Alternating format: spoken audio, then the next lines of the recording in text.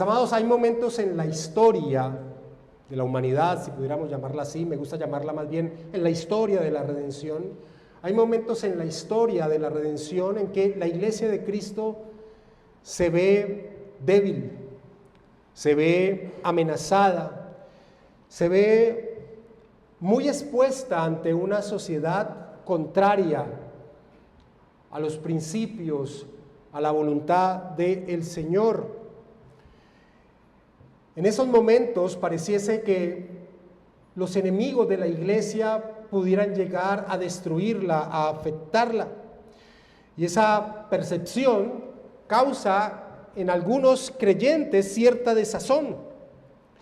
Pero esto se da porque colocamos la mirada en quienes somos parte de la iglesia, que a la verdad somos débiles. Pero el Señor de la iglesia no es débil, para nada. Por eso quiero iniciar en esta noche con unas palabras del apologista de la iglesia primitiva, Justino Mártir, quien nos recuerda el carácter indestructible de la iglesia. Justino decía: ahora bien, es evidente que no se nos puede aterrorizar ni someter a quienes hemos creído en Jesús en todo el mundo. Porque es evidente que aunque fuésemos decapitados, crucificados, arrojados a las fieras y al fuego, encadenados y sufrido otra clase de torturas, no renunciaríamos a nuestra confesión de fe, sino que mientras más pasan estas cosas, más personas lo hacen y muchos otros, y en un gran número se convierten en fieles y adoradores de Dios a través del nombre de Jesús. Porque así como cuando alguien corta las partes de la vid que tienen frutos, vuelve a crecer y abren paso a otras ramas florecidas y fructíferas, así también pasa con nosotros, decía Justino.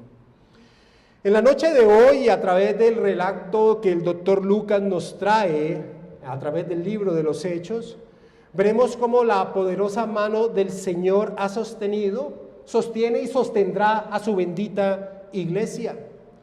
Y lo que vamos a estudiar en esta noche lo vamos a hacer a través de 3 escenas que aparecen dentro del relato que Lucas nos trae. Cada una de esas escenas nos irá enfocando o señalando aspectos teológicos que como iglesia debemos tener presentes en torno precisamente a este aspecto del ataque del mundo a la iglesia. La primera escena se enfoca precisamente en eso, en cómo la iglesia siempre ha estado expuesta al ataque del mundo. Y esta escena la encontramos en los primeros 5 versículos del capítulo 12 de Hechos de los Apóstoles. Hechos de los Apóstoles, capítulo 12, leamos del versículo 1 al 5.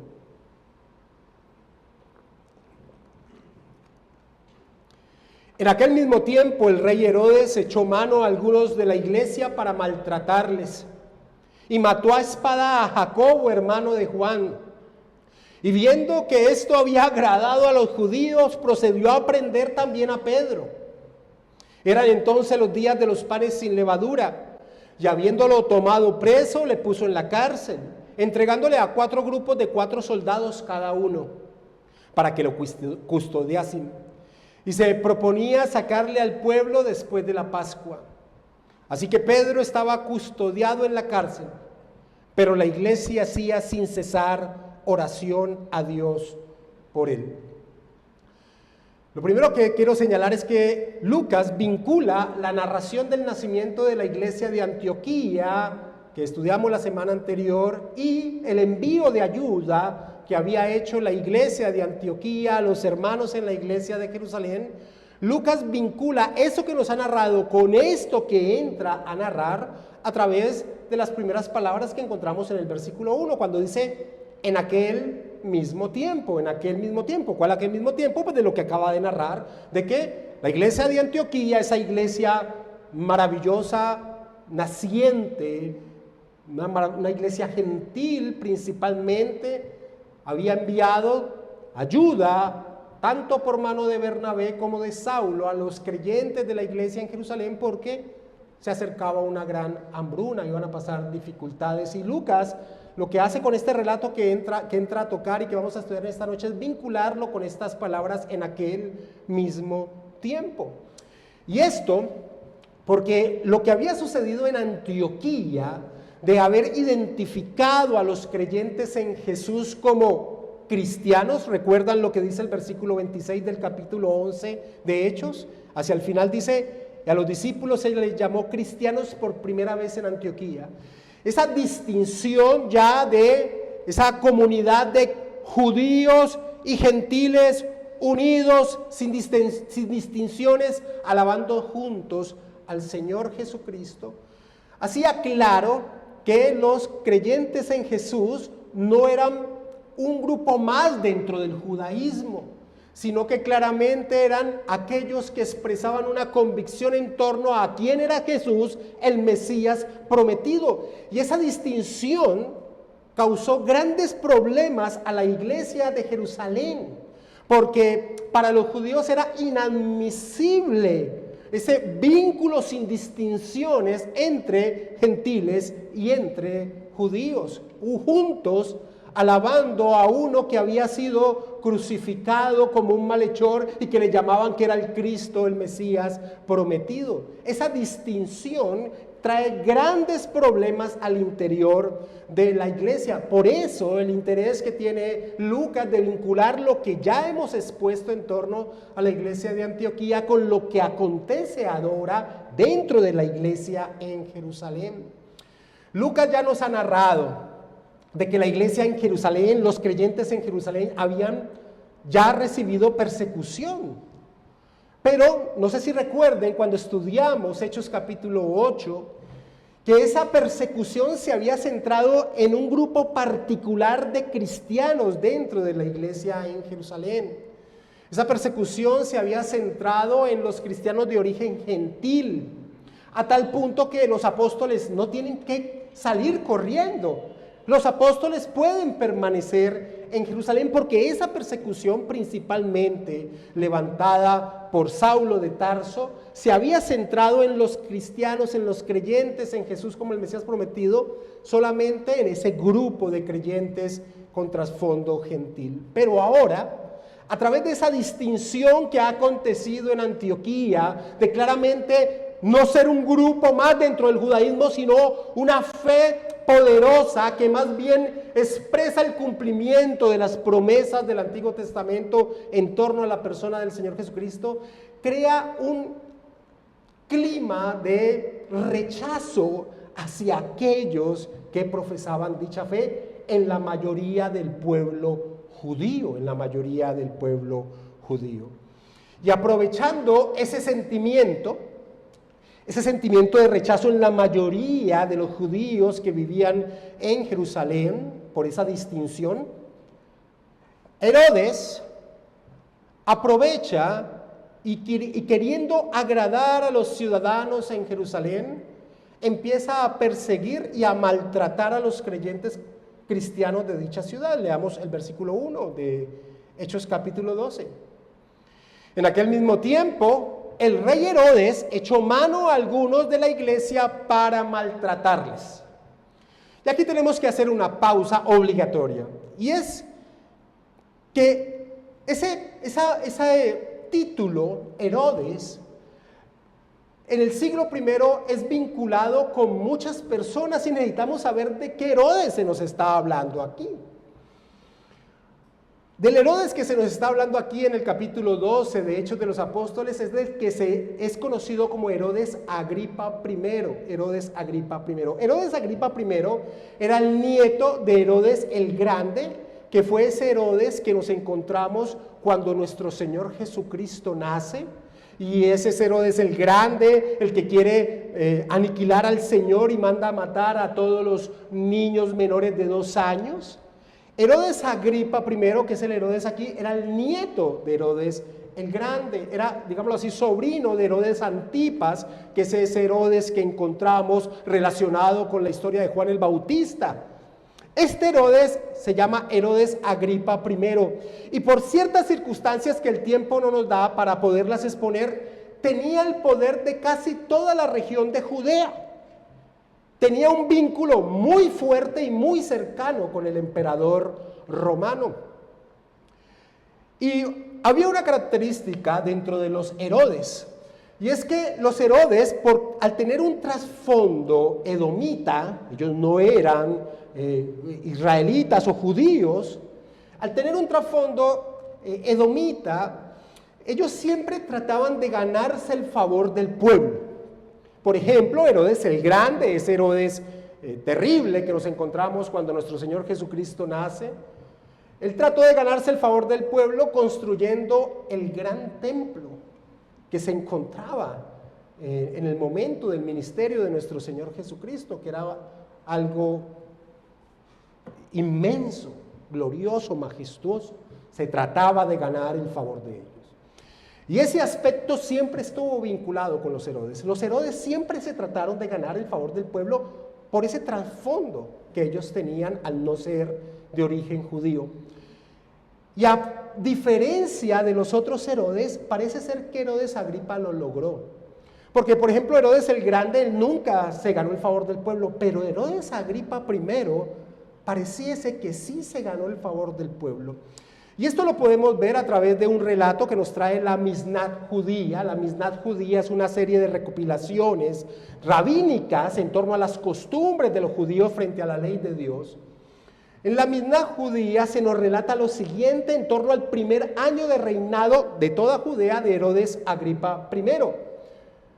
La Mishnat relata que Herodes Agripa I leyó la ley del rey. La ley del rey es lo que se encuentra en Deuteronomio 17 del versículo 14 al 20, es decir, la parte de la ley que indica lo que debía hacer el rey que gobernara al pueblo.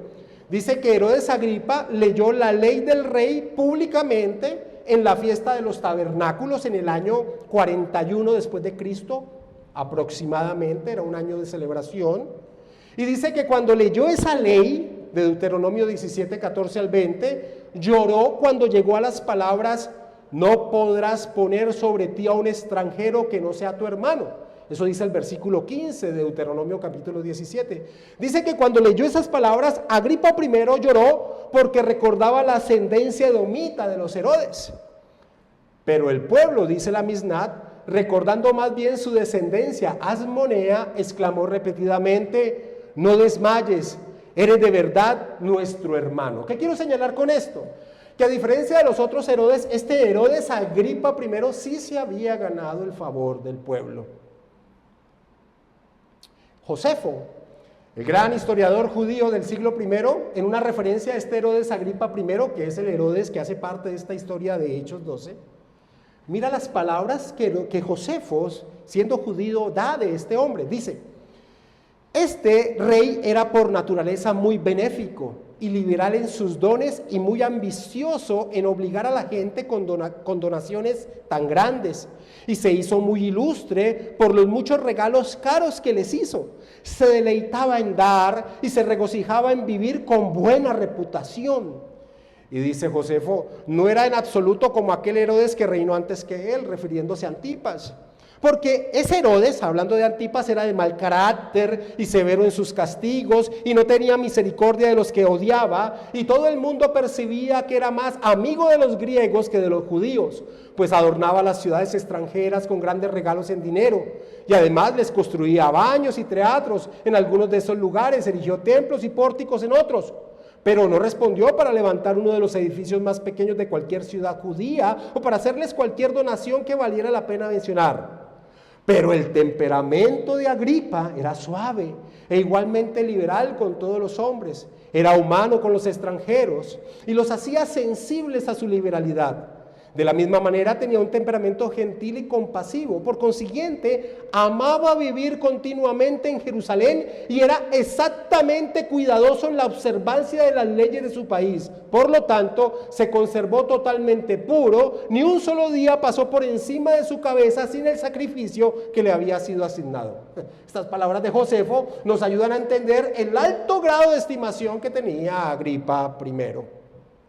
Y dentro de ese alto grado de estimación y bajo ese deseo que tenían los Herodes de ganarse el favor del pueblo, aprovechó ese sentimiento anticristiano ya identificados para empezar a perseguir y a maltratar a la iglesia de Cristo que vivía, a los cristianos que vivían en Jerusalén. Y se nos dice en el versículo 1 que empezó a maltratar a los cristianos, pero no paró allí, sino que pasó a mayores acciones y deseaba acabar entonces con los principales entre ellos. Y por eso nos relata el versículo 2 de Hechos capítulo 12, que mató a espada a Jacobo, hermano de Juan. Este es el relato del primer martirio de un apóstol. Un apóstol fue martirizado por Agripa I. Darrell Book nos dice que que Jacobo fue decapitado. Cuando se nos dice y mató a espada a Jacobo, hermano de Juan, se nos señala que fue decapitado, y Darrell Book dice por qué. La ejecución se llevaba a cabo en un contexto legal y de manera romana para mostrar la autoridad propia de Herodes Agripa. Nos encontramos entonces aquí en el versículo 2 de Hechos 12 con el primer martirio de un apóstol, lo cual tiene que haber sido atroz para la iglesia de Cristo. Un apóstol. Pero a pesar del impacto, a pesar de la persecución, a pesar del intento de destruir al pueblo de Dios, esto no debería ser una sorpresa para la iglesia. Desde el inicio de la historia de la redención, Dios señaló enemistad entre aquellos que pertenecen a aquel que habría de venir, la simiente de la mujer, con aquellos que son simiente de Satanás. Esto está desde el inicio de la historia de la redención. Pondré enemistad entre ti y la mujer, y entre su simiente y la simiente suya. Así que tanto la iglesia en el siglo I como la iglesia en el siglo XXI deben ser conscientes que caminan en medio de un mundo hostil. Y aunque como iglesia pasamos por periodos de paz y reposo, sabemos que llegarán momentos en que se elevarán ataques feroces hacia la iglesia. Nuestro mismo Señor Jesucristo lo advirtió. En Juan capítulo 15, versículo 18, les leo, dice: si el mundo os aborrece, sabed que a mí me ha aborrecido antes que a vosotros. Si fuerais del mundo, el mundo amaría lo suyo, pero porque no soy del mundo, antes yo os elegí del mundo, por eso el mundo os aborrece. Siempre, mis amados hermanos, habrá quienes piensen, quienes sueñen que pueden llegar a destruir la iglesia de Cristo. Pero en esos momentos de tribulación, la iglesia debe recordar el accionar divino en pos de su pueblo. Faraón no pudo destruir al pueblo de Dios. Nabucodonosor tampoco. Herodes Agripa I, mucho menos. Yo me imagino a Jacobo ante su martirio, enfrentándolo, recordar las palabras que el Señor Jesucristo le expresó en el momento en que había elegido a sus 12 apóstoles. Acompáñame a Mateo capítulo 10 y leamos el versículo 28. Cuando el Señor Jesucristo escoge a sus 12, dentro de muchas verdades que les señala lo siguiente. En Mateo capítulo 10, versículo 28, y no temáis a los que matan el cuerpo, mas el alma no pueden matar. Temed más bien a aquel que puede destruir el alma y el cuerpo en el infierno. Amados hermanos, el odio del mundo no puede ser una sorpresa para la iglesia. El mensaje del evangelio es aborrecible para aquel que está muerto espiritualmente. Es olor de muerte, nos dice el apóstol Pablo. El mensaje del evangelio es aborrecible porque el muerto espiritualmente aborrece la idea de tener que dar cuentas a un juez supremo. El muerto espiritualmente aborrece la idea de la condición de incapacidad en que se encuentra. El muerto espiritualmente aborrece la idea de pensar que necesita un salvador. Así que el aborrecimiento del mundo no debe ser una sorpresa para la iglesia de Cristo. Y mucho menos debió haber sido para Jacobo el martirio que enfrentó. porque el mismo Señor Jesucristo se lo había dicho. En un contexto donde la mamá de Juan y Jacobo vienen al Señor Jesucristo a pedirle que en el reino del Señor sus dos hijos se sienten a su diestra y a su siniestra, el Señor Jesucristo les dice que eso es imposible, pero que sí iban a vivir algo que Él iba también a paladear. En Mateo 20, 23 leemos: a la verdad de mi vaso beberéis, y con el bautismo que yo soy bautizado seréis bautizados. Así que para Jacobo no era una sorpresa tampoco este aspecto que iba a enfrentar. Para la iglesia de Cristo no debe ser una sorpresa la tribulación que viene de parte de un mundo enemigo del Evangelio. Y en este aspecto de esta persecución que se levantó allí en la iglesia de Jerusalén, Herodes Agripa primero no se detendría en torno a la ejecución de Jacobo, porque al ver la complacencia del pueblo en torno a lo que había sucedido con la ejecución de Jacobo, entonces quiso ir por la cabeza principal de los apóstoles, por Pedro. Versículo 3 de Hechos capítulo 12. Y viendo que esto había agradado a los judíos, procedió a prender también a Pedro. Y, amados hermanos, el apóstol Pedro hubiese recorrido el mismo camino de Jacobo. Ese era el deseo de Agripa. Agripa era el rey. No hay mayor independencia de decisión en medio de un pueblo que un rey autoritario. Sin lugar a dudas, Pedro hubiera recorrido el mismo camino de Jacobo si no fuese que el destino de la iglesia no está en las manos de los hombres.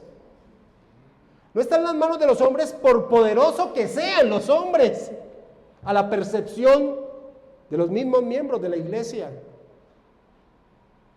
La iglesia está en las manos del Rey de Reyes y en su providencia. Todo este acontecimiento de deseo de parte de Herodes Agripa de también ejecutar a Pedro se dio a portas de la celebración de la fiesta de la Pascua y de los panes sin levadura, la parte B del versículo 3 del capítulo 12 de Hechos. Eran entonces los días de los panes sin levadura. Lucas trae esta relación de esta fiesta porque en medio de esa fiesta se guardaban de ejecutar a alguien. Alguien podría decir, pero al Señor Jesucristo lo ejecutaron en medio de una fiesta de la Pascua. La ejecución del Señor Jesucristo iba en contra de todo aspecto de un procedimiento legal en medio de los judíos. Pero normalmente los judíos se guardaban de ejecutar a alguien en medio de una fiesta tan importante como era la fiesta de la Pascua y de los panes sin levadura. Así que el deseo de Agripa primero de también ejecutar a Pedro para congraciarse con los ciudadanos de Jerusalén, tuvo que esperar a que pasasen las festividades de la fiesta de la Pascua y de los panes sin levadura. Pero él había escuchado, sin lugar a dudas, que años atrás a los apóstoles los habían encerrado en una cárcel y que de alguna manera se habían escapado y se habían librado de esas cárceles. No pierdas Hechos 12 y acompáñame a Hechos capítulo 5, versículo 18, para que recordemos ese momento donde a los apóstoles también el Sanedrín, en este caso, los había colocado en una cárcel, pero la acción del Señor los habría librado. Hechos capítulo 5, versículo 18. Y echaron mano a los apóstoles y los pusieron en la cárcel pública, mas un ángel del Señor, abriendo de noche las puertas de la cárcel y sacándoles, dijo: id y puestos en pie en el templo, anunciad al pueblo todas las palabras de esta vida. Habiendo oído esto, entraron de mañana en el templo y enseñaban. Seguramente Herodes había escuchado eso, pero Herodes no iba a permitir que esto volviese a ocurrir. Por eso le coloca a Pedro una guardia que en la mente de cualquier hombre expresaba la imposibilidad de que Pedro pudiera ser rescatado o que pudiese huir. Versículo 4 y primera parte del versículo 5 de Hechos 12. Y habiéndole tomado preso, le puso en la cárcel, entregándole a 4 grupos de 4 soldados cada uno, para que le custodiasen y se proponía sacarle al pueblo después de la Pascua. Así que Pedro estaba custodiado en la cárcel. Esa guardia se componía de 16 hombres. 16 hombres encargados de cuidar a Pedro. Que Pedro no escapara durante esa semana de celebración de la Pascua y de los panes sin levadura. Pedro siempre tenía 4 hombres pendientes de él, 2 encadenados en cada mano, un hombre encadenado a la mano derecha de Pedro, otro hombre encadenado a la mano izquierda y los otros 2 cuidando la puerta de la celda.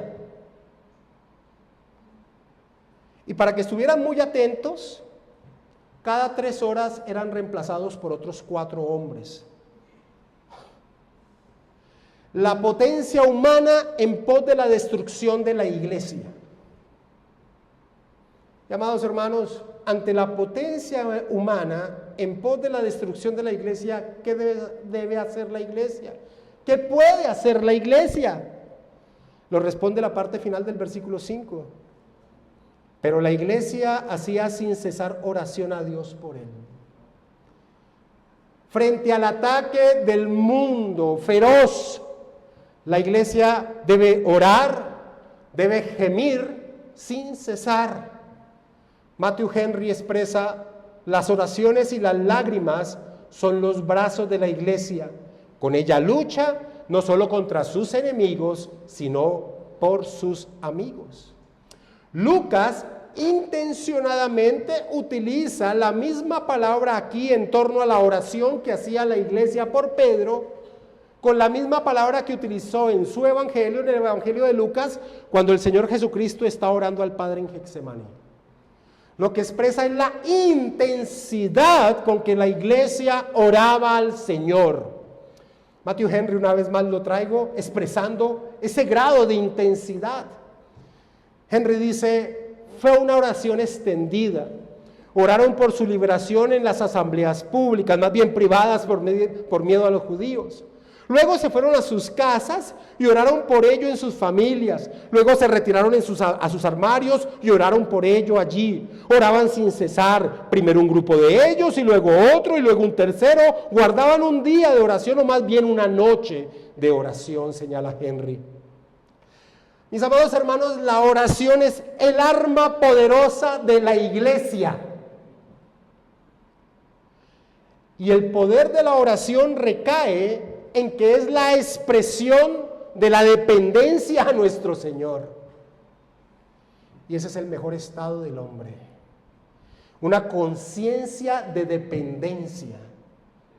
Como Pablo expresó: entonces cuando soy débil, entonces soy fuerte. Amados hermanos, Dios siempre responde a la oración. O con una respuesta afirmativa, positiva en torno a nuestra petición, lo cual nos lleva a gozarnos en su misericordia. O con una paz que va más allá de todo entendimiento, sea cual sea la situación. Y esto seguramente debió haber ocurrido con la iglesia en Jerusalén cuando Jacobo fue apresado. Pues sin duda la iglesia también en torno al arresto de Jacobo debió haber orado fuertemente. Debió haberle pedido a Dios que fuese librado Jacobo. Pero aunque no fue así, el Señor les permitió seguir firmes. Y por eso ahora, ante esta situación con Pedro, estaban allí gimiendo a Dios una vez más, sin cesar. Así que lo que nos enseña esta primera escena del relato que trae Lucas es que la iglesia de Cristo debe ser consciente de que el ataque hacia ella llegará. Pero también nos enseña la manera en que la iglesia debe enfrentar dichos ataques, orando, gimiendo en unidad. Esas son las armas de la iglesia. John Stott expresa: aquí había entonces 2 comunidades, el mundo y la iglesia, desplegadas una contra la otra, cada una portando un arma apropiada. Por un lado estaba la autoridad de Herodes, el poder de la espada y la seguridad de la prisión. Por el otro, la iglesia se dedicó a la oración, que es el único poder que poseen los desposeídos, dice Stott. Esta es la primera escena que nos trae Lucas. La segunda escena que nos trae Lucas es la respuesta que a Dios le plació dar a la oración de la iglesia. Esta es una escena larga, pero maravillosa. Y es que finalizada la semana de celebración de la fiesta de la Pascua y los panes sin levadura, Herodes se preparó para enjuiciar y ejecutar a Pedro, versículo 6 de Hechos capítulo 12. Y cuando Herodes le iba a sacar, aquella misma noche estaba Pedro durmiendo entre dos soldados, sujeto con dos cadenas, y los guardas delante de la puerta custodiaban la cárcel. ¿Sabes qué es lo que más impresiona de este versículo 6? Lo que más impresiona no es la guardia que custodiaba a Pedro. Ya lo hemos expresado. Dos hombres, uno encadenado a su mano derecha y otro encadenado a su mano izquierda, y otros dos enfrente de la puerta de la prisión. Eso no es lo que más sorprende de este relato del versículo 6. Lo que más impresiona es la tranquilidad de Pedro. Pedro estaba dormido. Pedro estaba durmiendo. ¿Cómo es posible que Pedro esté durmiendo si él sabía lo que sucedería con él a la mañana siguiente? Amados hermanos, sin duda solo Dios puede dar esa paz. Al igual que Jacobo, Pedro vio la gloria del Señor, la transfiguración. Al igual que Jacobo vio al Señor resucitado, estuvo con Él, comió con Él, estaba unido al vencedor de la muerte. Mis amados hermanos, la certeza de nuestro destino hace que en medio de tal situación se halle el sosiego en el ser. Cuando tú enfrentes la muerte, sea tuya o sea la de un familiar creyente, coloca tu mirada, por difícil que sea la situación, en la eternidad y verás la paz que viene a tu corazón. Y verás la paz que viene a tu corazón. Mérida comenta lo siguiente en torno a esta situación. Pedro estaba durmiendo entre dos soldados. No estaba mordiéndose las uñas, no estaba caminando de un lado a otro tratando de negociar un trato. Él está durmiendo. El pasaje no proporciona ningún indicio de ansiedad en él. Un hecho que me recuerda una historia posterior en la que Pablo y Silas cantaban himnos en prisión. Pablo canta, Pedro duerme, termina señalando Mérida. David, en medio de un salmo que inicia diciendo, oh Jehová, cuánto se han multiplicado mis adversarios, muchos son los que se levantan contra mí. Más adelante expresa, yo me acosté y dormí y desperté porque Jehová me sustentaba. Esto es el Salmo 3. Pedro estaba tan profundamente dormido que aún la presencia del ángel y la iluminación que se dio con la presencia del ángel ni lo inmutó, a tal punto que el ángel tiene que darle un golpe. Versículo 7 de Hechos capítulo 12. Y aquí que se presentó un ángel del Señor y una luz resplandeció en la cárcel y tocando a Pedro en el costado. Ese tocando es una matización. La mejor traducción es lo golpeó en el costado. Le despertó diciendo, levántate pronto. Y las cadenas se le cayeron de las manos. Le dijo el ángel, cíñete y átate las sandalias. Y lo hizo así. Y le dijo, envuélvete en tu manto y sígueme. Saliendo le seguía, pero no sabía que era verdad lo que el ángel hacía, sino que pensaba que veía una visión.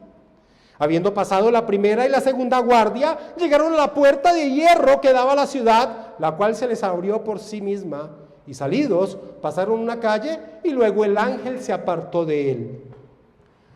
Mis amados hermanos, Pedro creía que todo era un sueño. Solo fue cuando ya estuvo fuera de la cárcel que volvió en sí y entendió que estaba viviendo el accionar de Dios en su vida en pos de su libertad. Versículo 11. Entonces Pedro, volviendo en sí, dijo: ahora entiendo verdaderamente que el Señor ha enviado su ángel y me ha librado de la mano de Herodes y de todo el pueblo de los judíos y de todo lo que el pueblo de los judíos esperaba. Hay algo que debemos preguntarnos en este relato maravilloso, y es: ¿por qué Lucas tiene la intención de señalarnos las palabras tan precisas que le da el ángel a Pedro? En el versículo 8: cíñete, átate las sandalias, envuélvete en tu manto y sígueme. ¿Por qué tanto detalle, Lucas? Pues saltate, relatarnos que llegó el ángel y que lo liberó. Las palabras ceñirse y calzarse en medio de la celebración de la fiesta de la Pascua tenía que recordar a quien leía que el Señor siempre ha actuado con mano poderosa en pos de su pueblo. Cuando se instituye la fiesta de la Pascua, el Señor les dice: ceñidos vuestros lomos, vuestro calzado en vuestros pies y vuestro bordón en vuestras manos. Era una expresión que claramente identificaba la fiesta de la Pascua. La intención del Espíritu Santo es que el pueblo de Dios recuerde lo que la historia de la redención nos enseña: que Dios, por su gracia y voluntad, ha actuado en favor de su pueblo con mano poderosa y lo sigue haciendo según le plazca hacerlo. Pedro, al verse libre, fue inmediatamente a donde la iglesia oraba incesantemente, a la casa de María, la madre de Juan Marcos. Seguramente Pedro ya había estado allí noches atrás con ellos orando por Jacobo. Por eso sabía que estaba allí la iglesia orando. Es maravilloso saber que tenemos hermanos que oran por nosotros. Pero cuando llega Pedro a ese lugar, se da una situación afanosa y ridícula a la vez. Las personas que atienden a la puerta es una mujer joven que servía en la casa, que se alegra tanto de ver a Pedro que no le abre. Sale corriendo a avisar que Pedro está en la puerta, pero no le abre. E imaginamos, mientras leemos a Pedro ansioso, no fuera que alguien lo viera y lo denunciara. Versículo 12 en adelante. Y habiendo considerado esto, llegó a casa de María, la madre de Juan, el que tenía por nombre Marcos, donde muchos estaban reunidos orando. Cuando llamó Pedro a la puerta del patio, salió a escuchar una muchacha llamada Roe, la cual, cuando reconoció la voz de Pedro, de gozo no abrió la puerta, sino que corriendo adentro dio la nueva de que Pedro estaba en la puerta. Y si fuera poco ya una situación ridícula, aquí se da otra situación ridícula. Porque en vez de salir corriendo a abrirle la puerta a Pedro, entran en conjeturas para tratar de desvirtuar lo que esta muchacha había dicho. Versículo 15. Y ellos le dijeron: estás loca. Pero ella aseguraba que así era. Entonces ellos decían: es su ángel. Trataban de decir: no, tienes tanto deseo, Rode, de que Pedro está, que te has imaginado eso. No, está Pedro afuera. No, tal vez ya Pedro murió. Y lo que tenemos allí es su ángel. Primero le dicen que estaba loca y después señalan que Pedro posiblemente ya había muerto. La iglesia oraba por Pedro y ahora que Pedro está en la puerta no creen. Pero no es fácil juzgarlos porque nos reflejan. Oramos, pero muchas veces no creemos que Dios es poderoso para actuar. Pedro libre, con la guardia que lo custodiaba, es imposible. Solo la insistencia de Pedro desde la puerta: ábrame, le sacó de sus conjeturas. Y fue tal el alborozo que expresaron que Pedro tuvo que indicarles que bajaran la voz. Les contó lo que el Señor les había hecho por él y pidió que llevaran la noticia a Jacobo, el medio hermano del Señor Jesucristo, quien era ahora uno de los principales en la iglesia en Jerusalén, y a otros hermanos que no estaban allí reunidos con ellos. Versículos 16 y 17. Mas Pedro persistía en llamar, y cuando abrieron y le vieron se quedaron atónitos.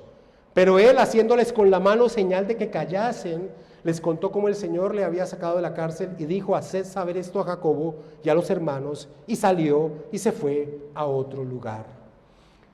Pedro se fue, pues aunque la mano del Señor le había librado, no tentaría la bondad del Señor quedándose allí en Jerusalén. No, el Señor me libró, yo voy a andar en medio de las calles, si ya me libró ahora, me va a volver a librar. No, Pedro se fue de Jerusalén, él no tentaría al Señor. Matthew Henry expresa: tenga en cuenta que incluso la ley cristiana de abnegación y sufrimiento por Cristo no ha abrogado ni revocado la ley natural de la autopreservación y cuidado de nuestra propia seguridad, en la medida en que Dios nos dé la oportunidad de proveerla. Ahora, mis amados hermanos, este relato, como algunos exégetas bíblicos señalan, tiene aspectos graciosos. Pero este relato, con todos esos aspectos asombrosos, resaltan una verdad, y es que es Dios quien hace avanzar la iglesia. Ni la fuerza del hombre puede detener el avance de la iglesia, ni la fuerza del hombre puede hacerla avanzar. Solo Dios. Para el hombre era imposible escapar de dicha guardia que Herodes Agripa le había colocado a Pedro. Pero fue tan fácil que Pedro creía que estaba soñando. Pedro actuó en todo el camino medio dormido y solo vino a reaccionar cuando ya estaba libre. La iglesia oraba, pero no cree cuando recibe respuesta a sus oraciones. Mis amados hermanos, la iglesia de Cristo, su avance no depende del brazo del hombre, depende del brazo del Señor. Nosotros solo debemos obedientes seguir como Pedro la voz de indicación que se nos dé. Nuestro Señor se encarga del resto. Edgar Snaibol señala: la confianza en Dios implica la confianza en que Dios dará fuerza para soportar el sufrimiento, valor para soportar la ejecución y audacia para ser testigo del poder y la gracia de Dios hasta el final. Los creyentes no declaran, en ese declaro, no, los creyentes no declaran los resultados que esperan que se produzcan. Los auténticos creyentes expresan su fe, formulan sus esperanzas y deseos en la oración, reconocen la soberanía de Dios para hacer lo que Él quiere y dejan su destino en sus manos. Pero de este relato de la liberación de Pedro surge otro cuestionamiento. ¿Por qué Pedro sí y Jacobo no? ¿Por qué Pedro sí y Jacobo no? Los dos eran apóstoles. Los dos eran del círculo más íntimo de apóstoles del Señor Jesucristo. Los dos servían al Señor. La respuesta es porque el Señor es el soberano de todo lo que existe y actúa como Él le place, pero debemos saber y sabemos de que su actuar es bueno y sabio. Como el gran y poderosísimo rey Nabucodonosor expresó: todos los habitantes de la tierra son considerados como nada, y Él hace según su voluntad en el ejército del cielo y en los habitantes de la tierra, y no hay quien detenga su mano y le diga: ¿qué haces? Eso es San Daniel 4:35. Jacobo ya había cumplido su servicio. Pedro tenía una labor por hacer. Robert Simmons, sobre la muerte de Jacobo y la liberación de Pedro, expresa: el hecho de que Lucas relate la muerte de Jacobo, la libertad de Pedro, muestra que quería que captáramos una enseñanza importante acerca de la soberanía de Dios. La vida y el tiempo de morir de cada uno está en las manos de Él. Podemos orar intensamente acerca de estos asuntos, pero tenemos que reconocer y someternos a la voluntad soberana de Dios en todo, señala Simón. Mis amados hermanos, tenemos que repetirnos esta verdad una y otra vez. El reino de Dios se centra en el Señor del reino. Los demás debemos gozarnos en la parte que Él ha determinado que cumplamos. Unos pasaremos más rápido que otros, unos tendrán más renombres que el nuestro, pero lo importante es que hagamos lo que nos corresponde. Jacobo, sin dudas, en el momento antes de ser ejecutado, recordaría la palabra de su Señor cuando los escogió. Una vez más, Mateo capítulo 10, pero ahora el versículo 32. A cualquiera pues que me confiese delante de los hombres, yo también le confesaré delante de mi Padre que está en los cielos. Y a cualquiera que me niegue delante de los hombres, yo también le negaré delante de mi Padre que está en los cielos. Jacobo lo había hecho. Él sabía que en breve escucharía las palabras de su Señor diciéndole: buen siervo fiel, en lo poco has sido fiel, en lo mucho te pondré, entra en el gozo de tu Señor. Dios es el soberano sobre todas las vidas, sobre todas las almas. Que el Señor nos permita madurar en nuestro ser y no cuestionar sus designios, sino confiar, orar y confiar, orar y confiar. La tercera escena se centra en Herodes. En Herodes Agripa I. Porque aquel que toca la iglesia de Cristo debe saber que la mano del Rey del universo lo alcanzará. Versículo 18 de Hechos capítulo 12. Luego que fue de día, hubo no poco alboroto entre los soldados sobre qué había sido de Pedro. Mas Herodes, habiéndole buscado sin hallarle, después de interrogar a los guardas, ordenó llevarlos a la muerte. Después descendió de Judea a Cesarea y se quedó allí. Era ley en el mundo grecorromano que si una guardia dejaba escapar al detenido, el costo era su propia vida. Lo vemos en varias partes del Nuevo Testamento. Lo vemos cuando los náufragos que está con Pablo, está destruyéndose la nave, ellos van a matar a todos los que estaban custodiados porque si no los iban a matar a ellos. Lo vemos cuando Pablo y Silas están encarcelados, hay el terremoto y el guarda ya se iba a quitar la vida porque ese era el castigo para aquel que permitía que se escapara al que estaba siendo custodiado. Herodes humillado, no pudiendo complacer a la mayoría de ciudadanos en Jerusalén, a pesar de todo el esfuerzo y todo su poder, se va a Cesarea, no sin antes mandar a ejecutar a estos guardias. Lucas nos cuenta que había unos enviados en Cesarea de parte de las ciudades de Tiro y de Sidón. A través de los relatos históricos sabemos que ellos habían venido donde Herodes Agripa I a pedirles que levantaran una sanción que Herodes tenía sobre Tiro y Sidón, y era que no permitía a Herodes que los alimentos que ya eran escasos por causa de la hambruna que estaba llegando al mundo pasaran por dichas ciudades, lo que los hacía estar en un estado desesperado. Entonces Tiro y Sidón envían unos representantes a clamarle a Herodes que levantara esa sanción. ¿Y por qué es importante esto? Leamos versículo 20 de Hechos capítulo 12. Y Herodes estaba enojado contra los de Tiro y de Sidón, pero ellos vinieron de acuerdo ante él, y sobornando a Blasto, que era el camarero mayor del rey, pedían paz porque su territorio era abastecido por el del rey. En torno a esa petición que hacen estos delegados de Tiro y de Sidón, que Herodes levante esa sanción, y llegada a una fecha de celebración en torno al emperador del imperio, se dice que Herodes en Cesarea sale al teatro vestido con una túnica de plata, así lo cuenta Josefo.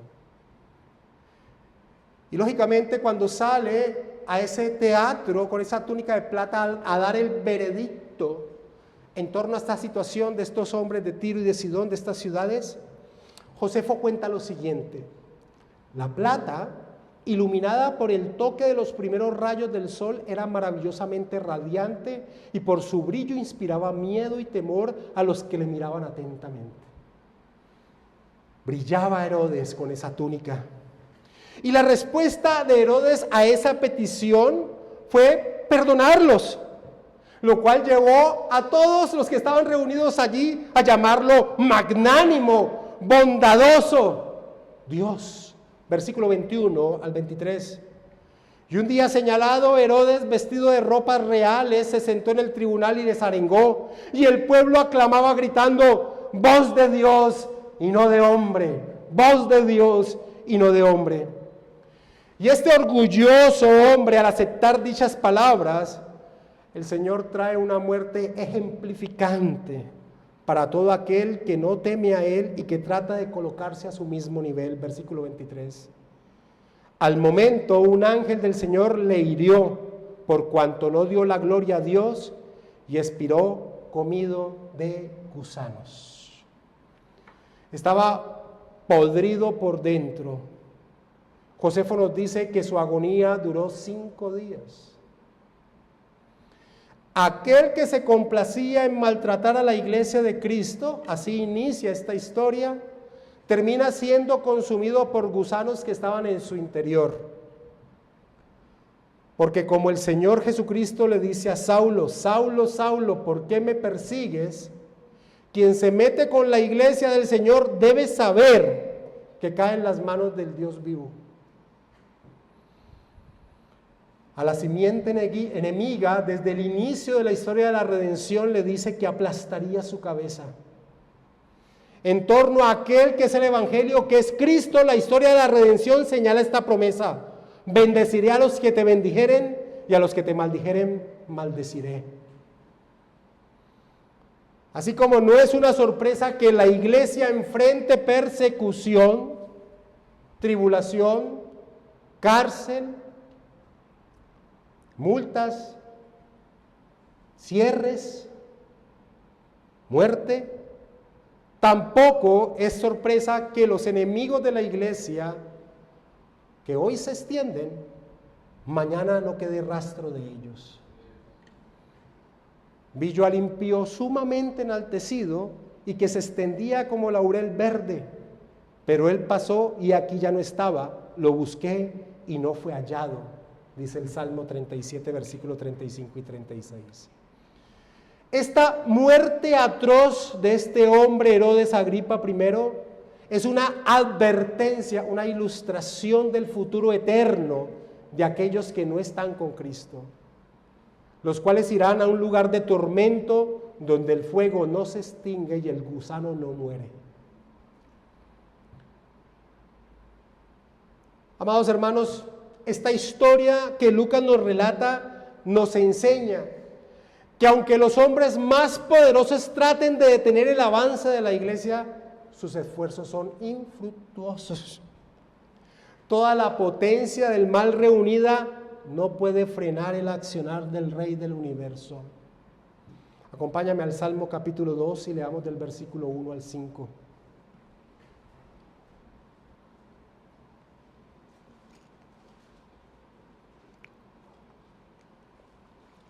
¿Por qué se amotinan las gentes y los pueblos piensan cosas vanas? Se levantarán los reyes de la tierra y príncipes consultarán unidos contra Jehová y contra su ungido, contra el su Cristo, diciendo: rompamos sus ligaduras y echemos de nosotros sus cuerdas. El que mora en los cielos se reirá, el Señor se burlará de ellos, luego hablará a ellos en su furor y los turbará con su ira. Esa es la historia de la redención. Por eso, Lucas termina en este relato que viene haciendo de Hechos capítulo 12, señalando el avance de la iglesia. Versículo 24 de Hechos 12. Pero, a pesar de toda esta historia, de todo el mal que se trató de levantar frente a la iglesia, pero la palabra del Señor crecía y se multiplicaba. ¿Ves a Herodes Agripa I consumido por gusanos? Míralo allí, pero mira cómo la iglesia avanza. Herodes consumido por gusanos, pero la iglesia avanza. Así ha sido, así es y así será hasta el retorno de nuestro Rey. John Stott expresa: en verdad, es imposible no admirar la maestría con que Lucas describe la total inversión de la situación de la iglesia. Al comienzo del capítulo, Herodes aparece arrasando todo, arrestando y persiguiendo a los líderes de la iglesia. Al final, él mismo es derribado y muere. El capítulo se inicia con la muerte de Jacobo, Pedro en la cárcel y Herodes triunfante. Cierra con Herodes muerto, Pedro libre y la palabra de Dios triunfando. Tal es el poder de Dios para derrotar los planes humanos negativos y establecer sus propios planes en lugar de aquellos. Los tiranos podrán vanagloriarse y bravuconear, oprimiendo a la iglesia y estorbando la dispersión del evangelio por un tiempo, pero no durarán. Al final, su imperio se destruirá y su orgullo será humillado, termina señalando Stott. Mis amados hermanos, entendiendo esto, estamos listos entonces para el inicio del primer viaje misionero del apóstol Pablo. Y Lucas nos prepara para ello expresando lo que dice en el versículo 25. Y Bernabé y Saulo, cumplido su servicio, volvieron de Jerusalén, llevando también consigo a Juan, el que tenía por sobrenombre Marcos. Y quedamos en esa extensión de la iglesia a la expectativa de este inicio del primer viaje misionero del apóstol Pablo. Mis amados hermanos, como cantábamos ahora en el himno escrito por Martín Lutero, a nosotros nos pueden matar, nos pueden destruir, quitar nuestros bienes, pero la iglesia de Cristo no puede ser destruida. No depende del hombre ni el avance, ni el freno de la iglesia, depende del Rey del universo.